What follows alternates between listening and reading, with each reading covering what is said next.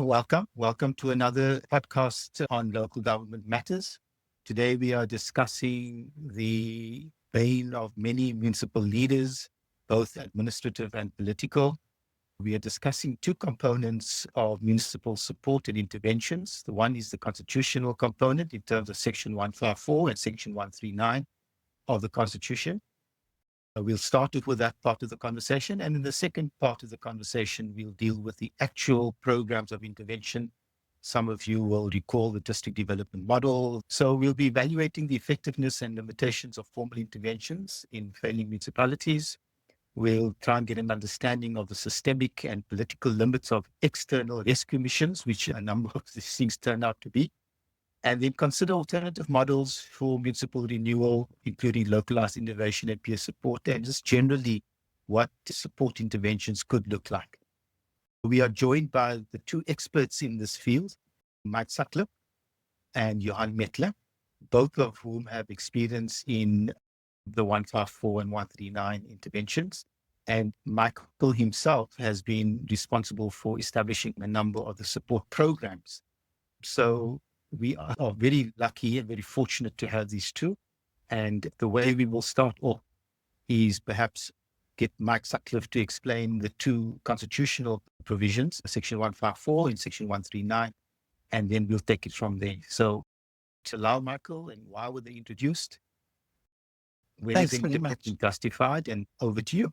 Thanks. Wonderful. Thanks very much. It's useful to start with that. And thanks, Ashraf. And it's great having Johan here because I think that in my mind, before he became a very good city manager of Tshwane, he was involved in, I think, one of the only Section 139s that has actually worked.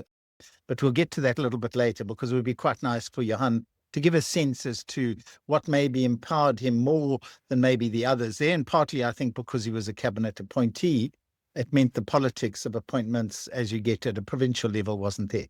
But let's just start where the Constitution was, because the Constitution has a peremptory clause, which is really an instruction that national and provincial government, by legislative and other means, must support and strengthen capacity of municipalities to manage their own affairs. Now, that was written when we were dealing with the Constitution in the 1990s, very specifically because we recognized then that except for the former white local authorities, the majority of Black South Africans, whether they were Indian origin or colored origin or African origin, it didn't matter. The reality was they had no properly functioning municipalities with no capacity at that level. Invariably, if they were involved in any governance in those, or at least the administrations, they were in relatively junior positions. So we recognized that for the most of the country, we really needed national and provincial governments to support those municipalities. And that's why it was written in a way it was must rather than maybe, can, whatever there. The second point I want to make here is that if you look at the last 30 years, this area of Section 154 of the Constitution has really been an area that has been, firstly, I think it's been under-researched, but secondly, we haven't really got a good model emerging that indicating how that support function should happen there. And I say that because if you look at National Treasury, they've adopted a very top-down approach. Their view is there are either high-capacity municipalities or what they might call low-capacity municipalities, but they've really imposed systems of compliance on municipalities. Yes, they've had a city support program, which doesn't really belong in Treasury, and that's been for the 8 Category A municipalities. But even that approach there has been very top-down, not allowing for differentiation. We're seeing that in the trading services attempt to reorganize trading services, where it was imposed as one model, one size to fit all 8 Category A municipalities, and they've had to realize that no, actually, every municipality in terms of the delivery of water, electricity, sanitation, and cleansing and solid waste, those trading service functions, they actually have differences that must be appreciated at that level. So the first point I want to say is that National Treasury, that have probably been the most active from a national government point of view with those interventions. We look at the other interventions a bit later that COGTA primarily was involved with. But for now, let's just keep the National Treasury there.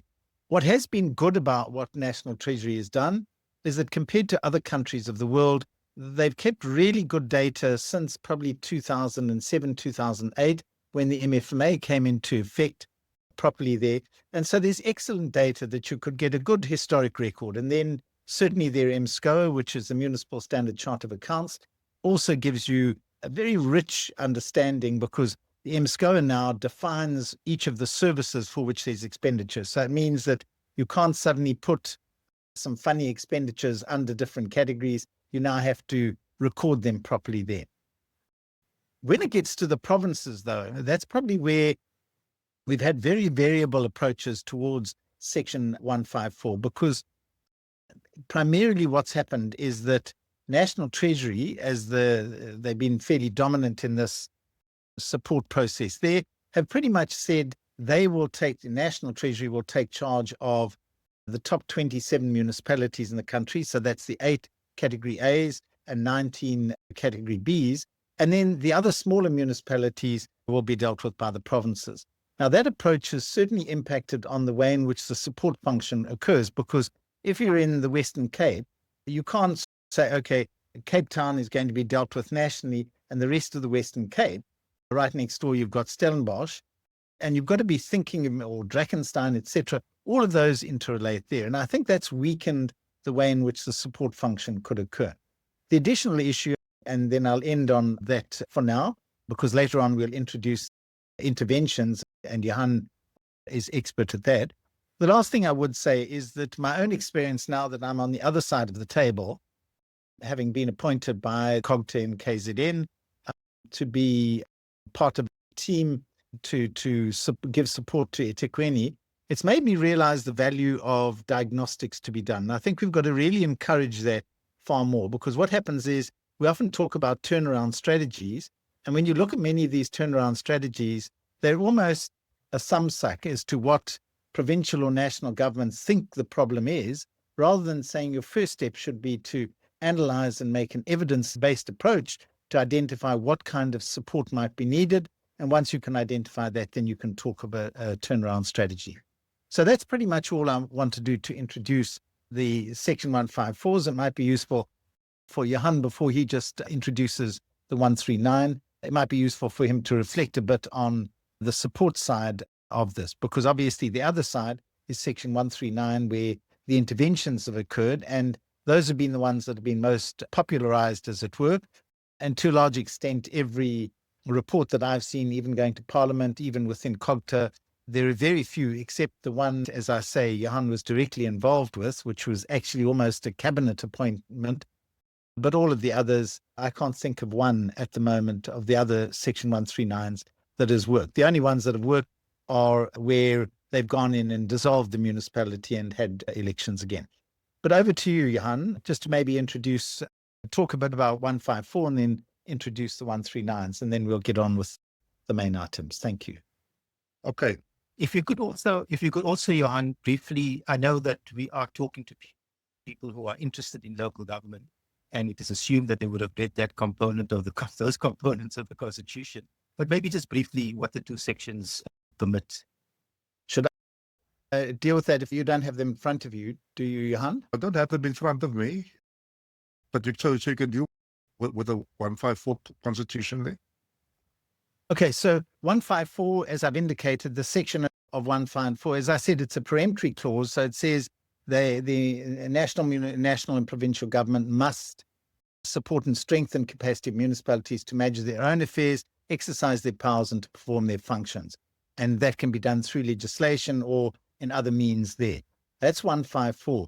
139, though, is equally tough clause, but it's much longer. And I won't go through all the sections there, but it's basically saying that when a municipality cannot or does not fulfill an executive obligation in terms of constitutional legislation, the relevant provincial executive now may intervene by taking appropriate steps there.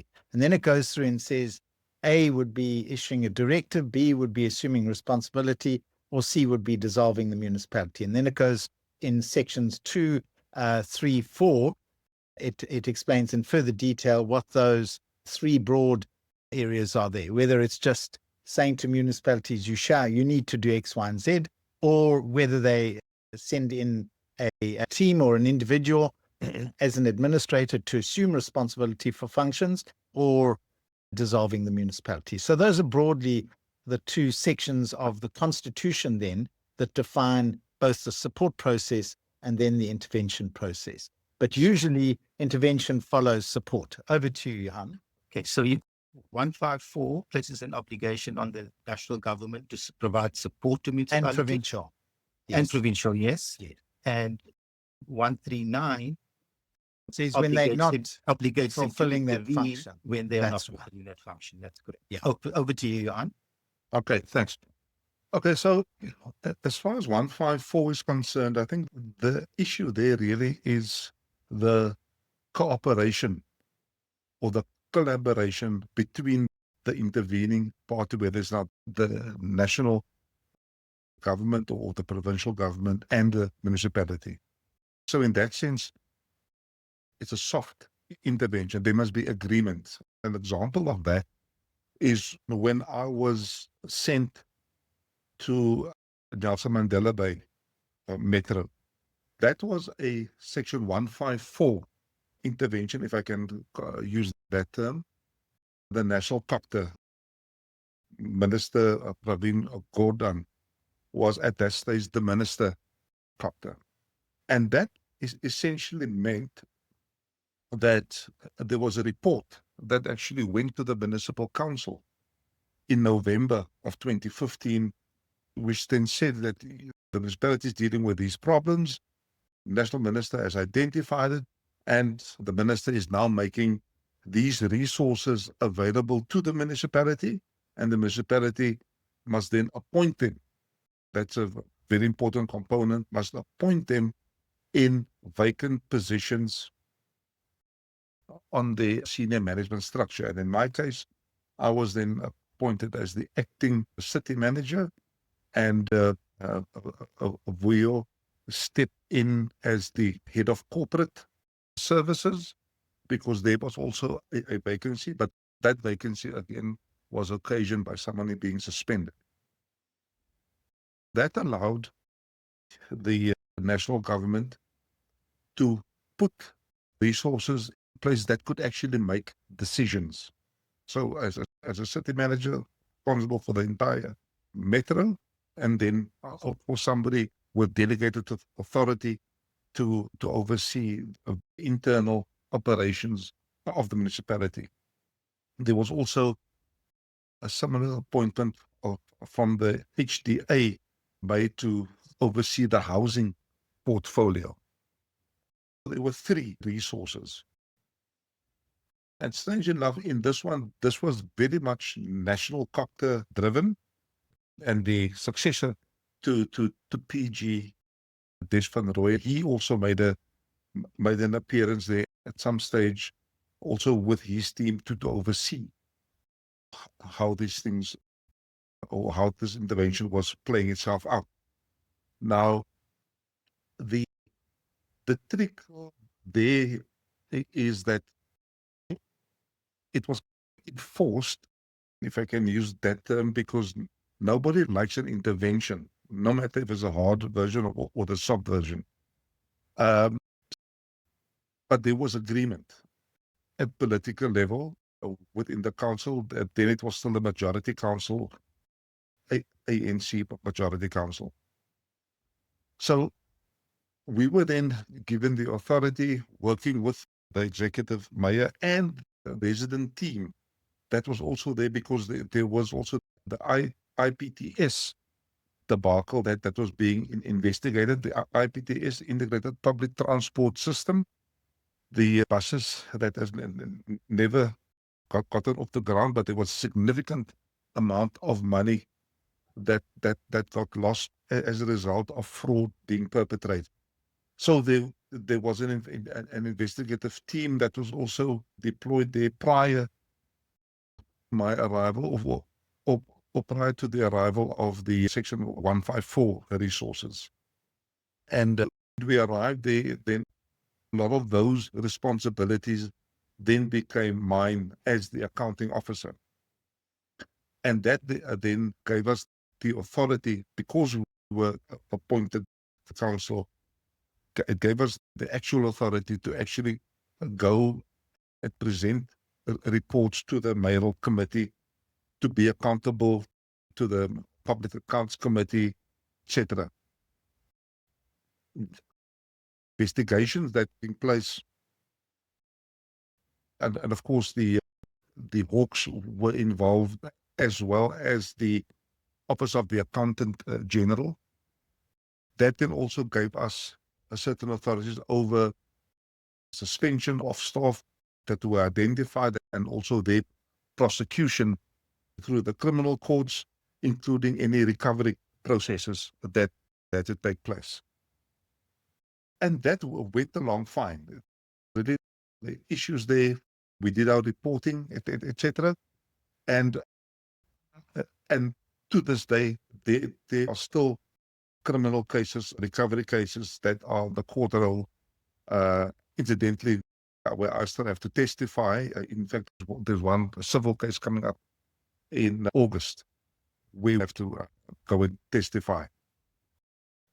But that worked, and I think that the numbers actually showed how the performance of the city then improved to such an extent that for the first time, the 2016-2017 financial year, the city actually received additional funding from the National Treasury because of the improved performance. The same then for the 17-18 financial year. The one issue that we could never get around to, because simply as far as time was concerned, there wasn't time, was the appointment of senior managers. That proved to be difficult. Could not appoint other Section 56 managers, and that of course acted as a handbrake successes that we could have achieved. That's the one example. There are a few others, but I will deal with that when we deal with the interventions. Ashraf. Thank you, Johan. So Mark and Johan, clearly we have far-sighted competencies and responsibilities stated in the Constitution. And we've had those kinds of support interventions and actual interventions over the years. Why do so many interventions fail to bring long-term improvement? Is the problem legal, political, cultural? Are the interventions sometimes more about optics than substance?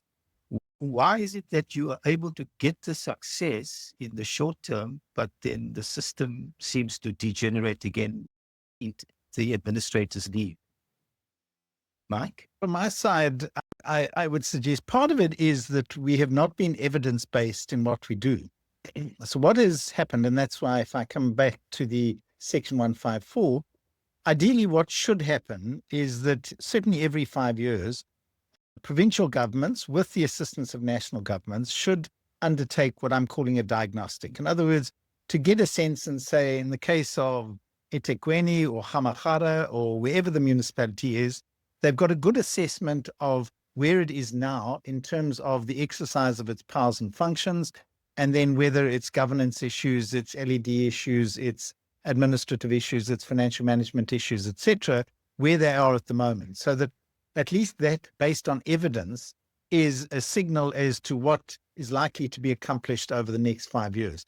And the reason I say that is that there are still many municipalities that cannot. They just simply don't have the competency to actually do all of the functions that are assigned to local government. Remember, in MSCOA, there are over 90 different, unique almost, functions that municipalities have the power to exercise there. So the first issue is that we don't have that consistent record. We have national cabinet producing each year a kind of attempt at looking at this functionality or whatever. But when you go back to those, you find there's no consistent evidentiary basis for coming up with those determinations there, because even some of our category A municipalities are dysfunctional in certain senses. So this idea that you have a whole municipality dysfunctional, I think is very unfair. What you should be doing is to say, in terms of the range of functions they have, are they able to perform their functions properly? And then what should happen is that the support program should be geared towards trying to address particular issues within those municipalities. If those then fail, because then you've got some evidentiary basis for that to say, listen, for 3 years, we've sent some engineers into the municipality. No one's listening to them. They're continuing to just hand out contracts to their friends. And then you can move to the Section 139 there. So I think the first step is that we've not had an evidentiary approach. The second is that we've allowed it to be something that is political and provincial. So basically, if you look at the legislation, given the negotiations that occurred in the 1990s, there was a recognition that some of the parties that then lost power after 1994 elections, they were the ones that argued for stronger provinces. You'd remember the debates over federal systems, etc. So the second reason for that is that we then said the provincial MECs, obviously working in cooperation with their own executive councils and national, would make that decision or the determination there. And I think in hindsight, that was a problem because that's often been made at a political level. The third is then who gets chosen, who gets appointed to come in and do that. Now, in the case of Johan, for example, I think to a large extent, I would say that, and I'm saying it objectively, not because I've known him for many years, was a really good choice. But when you look at some of the people who get appointed, they almost get appointed on political grounds.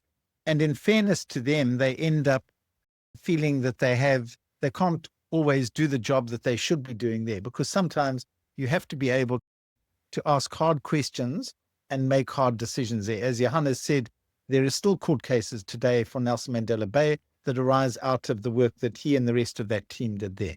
So for me, those three areas, the first is we don't do diagnostics, allow the public to see an assessment, an evidence-based assessment at the beginning of each term of office against which we can measure. Secondly, it's been primarily provincially focused. And then thirdly, the appointment of the administrators or the teams there should ideally be, there should be a group of people that have been appointed because of their expertise. Let's call it onto national panels or whatever. And they're the ones, there should be almost an independent process to appoint people to go into municipalities, because each person can't do everything. And you might say that for a particular intervention, you need a Johan Metler type person for the initial get things sorted out, and then you need a softer Ashraf Adam to come in, get the systems moving or whatever. Those are the sorts of things that we should be doing. But sadly, we don't even get into that kind of a discussion. It's almost like everyone's protecting their own turf rather than saying, let's be evidence-based, is what I'm saying. We have to be much more. And we have the evidence that we can do that. Over to you, Johan. Yes, Ashraf, just to make it clear, to give you an idea of what happens when you are not evidence-based. But let me just qualify quickly, because there's, for an intervention, there is obviously cabinet memo going through the system that says that these are the problems. But those are the obvious ones, that they did not pass a funded budget, do not collect the revenue, the waste water treatment plants are non-functional, etc. Those are the symptoms.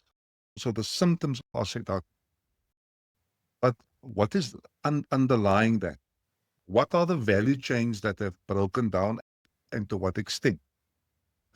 All of that, getting that evidence is then left to the administrator.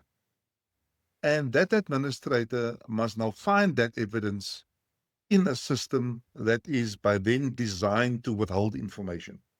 And that is a problem. That is why many administrators, unless they know exactly where to look, unless they know exactly which questions to ask, and unless they need to know where in the AG report would you find the objective facts, then you sit in a position where after 3 months, you are still being led down the garden path by those that either involved in malfeasance, involved in maladministration, and that are protecting turf.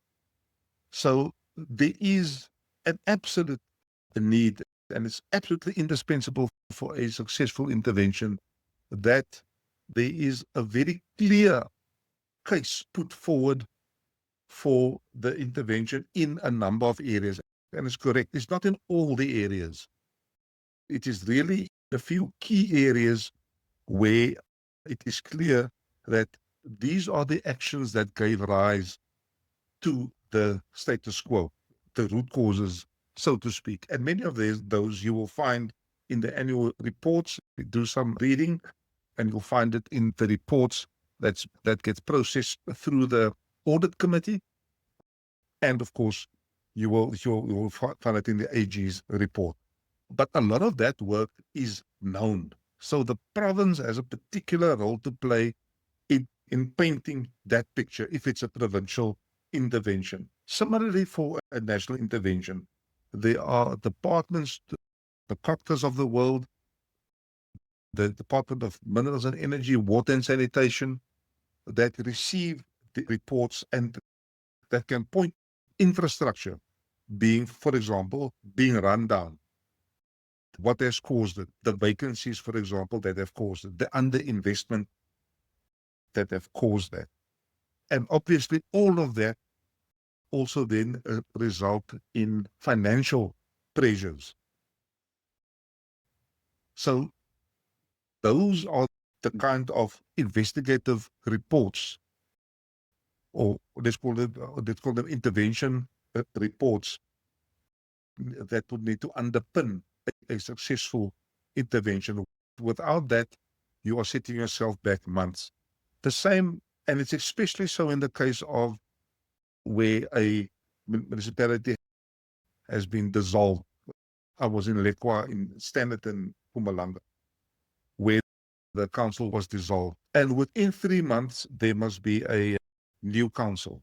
So now one would basically have 3 months in which to find out exactly what went wrong, how did it go wrong, where exactly did the various value chains break down. And as an administrator with our council, you are obviously also responsible for public engagement, dealing with stakeholders, etc., and making sure that officials are doing the work that they are paid to. And about 60%, 70% of the case, they are not doing the work that they are paid to do. So it becomes a very challenging environment to make intervention work. And I, for example, hold the view that as soon as a council is dissolved, then the difficulties are so ingrained that you would need to give the intervention at least 18 months in order to fix what is wrong. And I'm saying 18 months because you invariably start intervention in the middle of a financial year where things are already moving, and you must now prepare for the next financial year.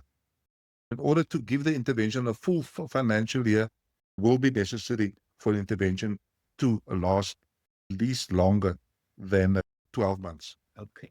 So if I had to conclude based on what you said, Mark and Johan, it's a classic case of national and provincial governments seem to allow the situation to reach crisis point, and then once there's a crisis, try and resolve the crisis without trying to understand what gave rise to that crisis. Which probably brings us now to the issue of the support component. They're not necessarily 139, but they've been government programs, and as I said, there have been many of them, the latest of which is the district development model. So how do these interventions in general provide that support and prevent the kind of deterioration that requires a Section 139 intervention? Have they been successful? What makes the district development model different to the others? In other words, is the kind of research and analysis that is required to support a municipality to prevent an intervention, is that kind of work happening in these support programs? Or should they be? Or support programs and are they worth the paper they've written on, given that we've probably had 5 in the last 25 years of local government? Mike? Good points. Just take half a step back, just to conclude on the previous section. I think one of the things we also underestimate is when you send a Johan Metley, even if he's with 2 or 3 other people, into Nelson Mandela Bay, remember you're dealing with tens of thousands of workers there. You've got a whole senior management who's still in place. You have all of the councillors in place, and they're all looking at you saying, okay, big shots, let's see if you can do better than we're doing.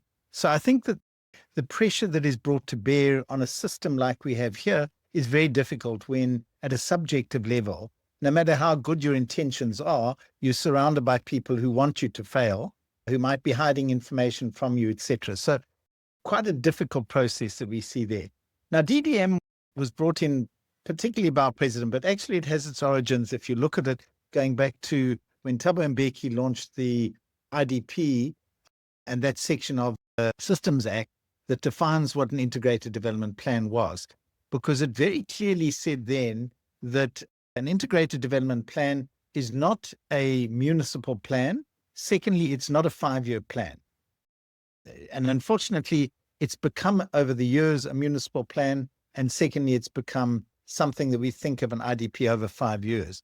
It was very consciously seen as an attempt to say all spheres of government work together. And if you go back to the legislation and even the regulations defining an IDP then, they were very explicitly what today we would call a district development model. Unfortunately, that was never really implemented. So fast forward to 2018, and it really arose where President Ramaphosa was really reflecting on the fact that when he was visiting as the head of state, visiting parts of the country, and I remember a particular email in that regard, where he then had been to Kokstad, and in Kokstad, when he arrived there to open something to do with the prison or launch something at the prison there were protests around housing, etc. And he reflected on the fact that in China, President Xi, for example, would say that all aspects of government particularly need to be coordinated at a more local level so that you don't have a situation that a national president comes in, let's say, to deal with an issue around prisons and has no real understanding of what's happening on housing, what's happening on water, sanitation, etc. And as the president then traveled around the country, and you would know in eThekwini quite a lot with business and actually around the country with business in particular, there was a real frustration that there's no integration at what's become known as the district level, district being both the category A and the category C level there. Now, the intention was never that this was going to be a bunch of politicians, ministers and MECs that would come into town and say this is what to do. It was really meant to say, can all of the officials of government in the first instance, can they make sure that whatever they're doing that is operating somewhere in our country, can they make sure it is included in the what has now become known as the one plans, but that's what an IDP in effect is, that you would be able to say is that if I'm dealing with basic education and I need to build more schools in Gauteng, I should already be able to say in 10 years' time in Orange Farm, we need a high school because we have a basic education school there, but that's a poor community and there's no ways they can be traveling 30 or 40 kilometers to get to a high school. So you should already be able to pencil it in. A municipality can then engage at a spatial planning level. So by the time in 10 years' time that actually happens, it happens in a way in which all of government is now working to do that. Now, that was the intention of it. Sadly, what has happened is that it's become this thing where every year it's almost like a religious thing that every Sunday or every Saturday or Friday, depending on what religion you come from, we almost wind up our religion on that day and then we forget about it for the rest of the week. Sadly, it's become a little bit like that, where everyone dashes around to say, oh, goodness, we need to make sure that we've looked at the DDM and what we're doing here, rather than saying, actually, everything that we do, if it's going to have a result somewhere in the country, some spatial location, I must make sure that, and even if it's not happening immediately, but we have long-term plans for it, it must become part of that. Now, obviously, it's not dealing with every minor thing that you deal with. It's saying, let's make sure that we're building those communities together there. So district development model, the intention is still the correct intention. We've got to do that. The reality, though, is we've treated it as if it then becomes so national and provincial government come into that district, they all sit around for a few days, they work out some plans and strategies. The national people then disappear, and sometimes they're left with a municipal manager at a district level who might be under-resourced, might have huge capacity issues, competency issues, etc., is then meant to coordinate that. So we've got to change the model and say, no, every time there's a visit to Parliament by national government or to the provincial legislatures by provincial government, when they report on anything that they're doing that is found somewhere, they should be reporting that's what they are doing there, this is the cooperation they're dealing with, etc. Because if you start putting the onus on particularly national and provincial government to make sure that they can't change plans, there's so many instances people in health will tell you where they planned a clinic in one area, a new MEC comes along and that MEC says it's not going to go there, it's going to go where they think it should be. Rather than basing that decision on where the people need a clinic, it then becomes a political decision there. So the district development model certainly has all the intentions, all of the right thinking about it. But until such time as we really enforce officials in government, let's leave aside the political level of government, because at the moment it gets driven by where the MECs or the cabinet ministers go, they get followed by them. It shouldn't be. Every single report that goes to the legislatures must be a report saying, we are working on this in the next year. We've done the groundwork to make sure that the new magistrates court is going to be built there. And in a year's time, we'll be clearing the ground. And in 2 years' time, we'll start the development of that. That's the approach that we should have. And then it will become a truly all of government approach. At the moment, sadly, it becomes this, oh, everyone stands up and says, we have a one plan. When you actually read those one plans, you'll just realize how weak they are. And it's primarily because we don't have that investment by everyone else. If I had to say to Johan, who's going to respond on some of these issues in a minute, how many times does the directors general, who all are working in his little village called Tswani, how many times they call him up and say, Johan, these buildings, this is what we would like to do in terms of a long-term strategy for government here, for government workers, for whatever there. And that should be happening. There's no excuse for it not to happen. But I'd be very surprised if he answers and says that he has lots of cabinet ministers. But I have it to Johan. Yeah. Okay. Johan, I was just thinking that I presume you'll probably agree with a lot of what Mike said. But what strikes me is that we have a really good and robust intergovernmental relations system in terms of the Constitution, the Act, the Intergovernmental Relations Framework Act, the Fiscal Relations Act. Yet, if you look at what DDM is trying to do, it is precisely that. It's trying to make the intergovernmental relations systems work, but it seems to be a layer on top of what is already there. And then you do that in the context of the first discussion, the earlier discussion we had, officials are not doing their work, and hence you get to the stage where you need these kinds of supports and interventions. Could you reflect on some of that when you respond? Thanks. Yes, and that's exactly the point. The point is that the IDP became a municipal plan, and the province and the national has nothing to do with it. And that is the problem. There is no other way to describe it. We have then put performance management on top of that, and you link it to a budget, and the officials will tell you, if I'm not responsible, I don't have budget, I can't do anything. The system then conspires that you will only focus on what you have budget for and what is in your plan, what you have authority to do. So the whole idea of intergovernmental cooperation, the whole idea of intergovernmental coordination flies out the window, because you cannot spend what you don't have, embark on a project that you don't have funding for. We're sitting with serious issues with regard to schools, for example, and clinics in areas that were traditionally undeveloped in the previous homelands. So the so when a province comes to you and says we want to build a school there, you said, okay, that that that particular area has never been transferred to us. It is still with another province. So it must first be transferred from one province, Northwest, to Gauteng, and then Gauteng transferred to us because it's been demarcated by courtesy of Mike and his team into Tshwane. And unless that happens, we really can't move. Then I need a power of attorney, blah, blah, blah, all the rest of it.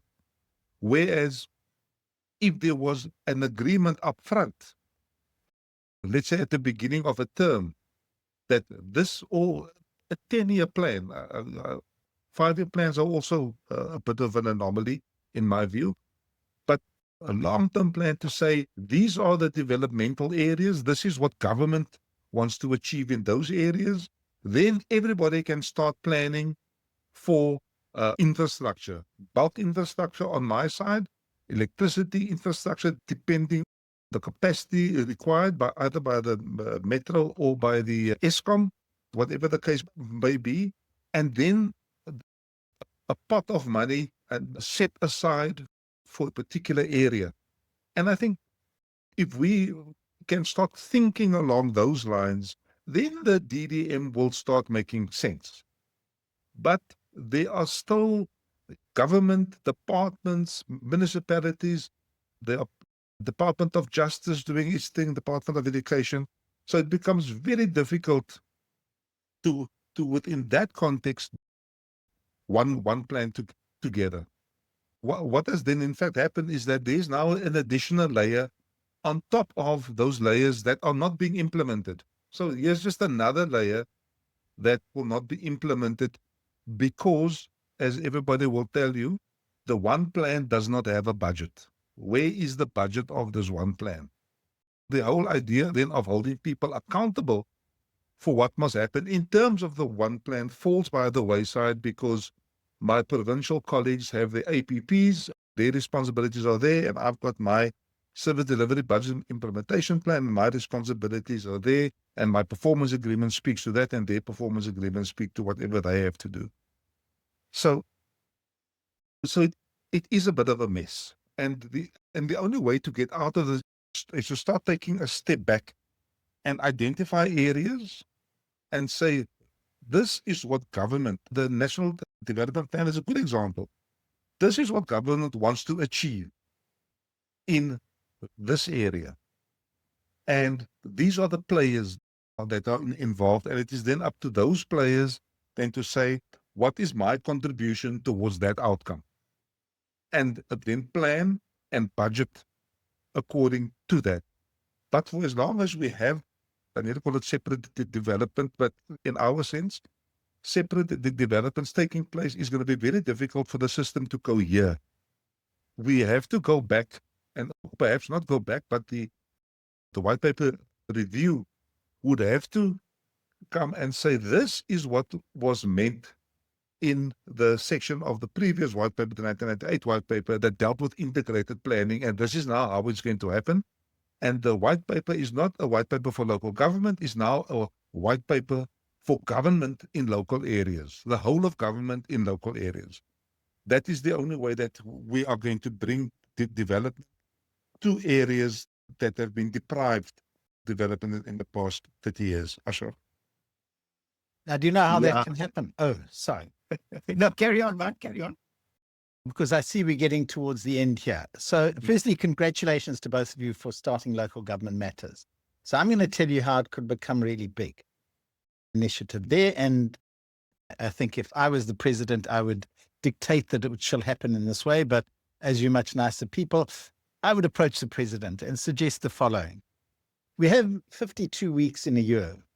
Interestingly enough, we have 52 districts across the country, 44 category C and 8 category A.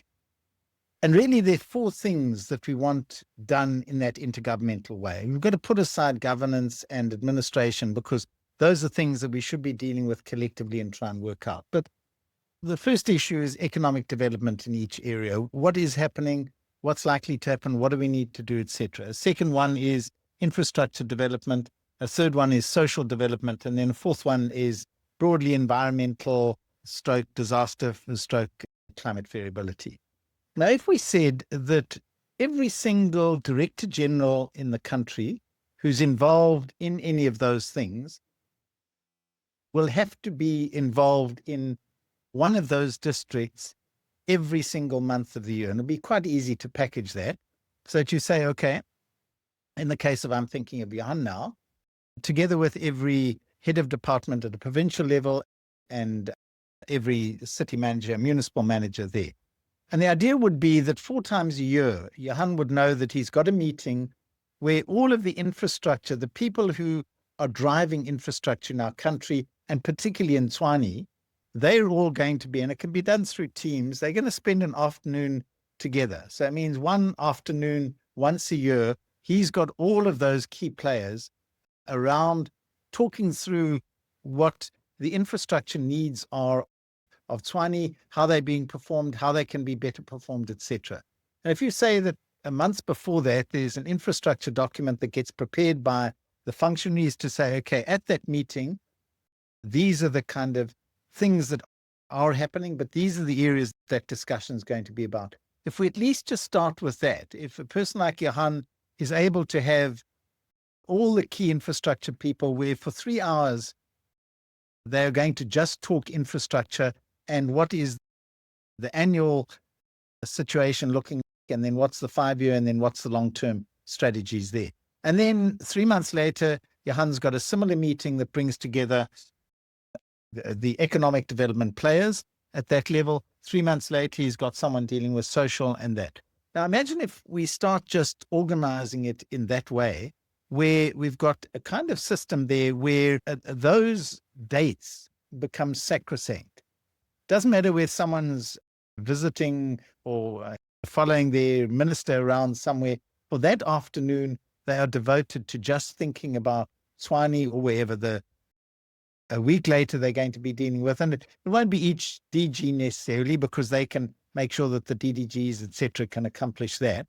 But you then begin to build the sense of, in a department like, let's say, water, they've really thought about water and been participating in those sessions that allow them to better understand and deal with the issues that we have there. If we do that, I think that'll start getting, over time, a really good feeling that it is, because I understand Johan's point about accountability, but right now we just want to get people to say, what actually are you doing here? And let's talk about it. Because if you're building some kind of water reservoir that you need here, you're going to need roads to get there. Why do we maximize it in terms of housing and other strategies around that there? So I do think there's a way that we can start inculcating in government, and that gets built in, as I said, into the performance management agreements that every one of those senior officials had. So if you had in national government, everyone in a department from a chief director upwards, at a provincial level, an equivalent, and then local governments organize themselves there. I really think it'll start getting that sense of solidarity there. So by the end of the year, the Department of Water nationally knows that it has had 52 experiences, engagements at a team's level of really understanding every one of those districts a bit better there. So they can never have an excuse that, oh, it's involving money. You've collectively thought through issues there. And after 2 or 3 years, it'll just become part of the system of governance. It'll empower those individuals. And it's certainly something that something like Local Government Matters could easily take forward and say, we need that kind of interaction there. Because the worst thing is that I've seen with DDM now, it starts off only when the ministers come here do you see DGs. Otherwise, sometimes it's a assistant lunchbox carrier of some assistant director somewhere that rocks up there. We've got to start taking this issue seriously and move forward there. So that's my suggestion on what we're not doing enough about. We're not empowering our own officials, senior officials, to do their job. So, Johan, why didn't you conclude this conversation on also a hopeful note on what is possible especially since in this entire conversation, Salgo, whose responsibility a lot of this falls onto, hasn't been mentioned in this conversation. So why don't I give you the final word, Johan? Yes, okay. I'll refer to a living example of what is possible when the three spheres of government decide to work together in order to get water into Hammanskraal. We have the city, the Department of Water and Sanitation, and the province.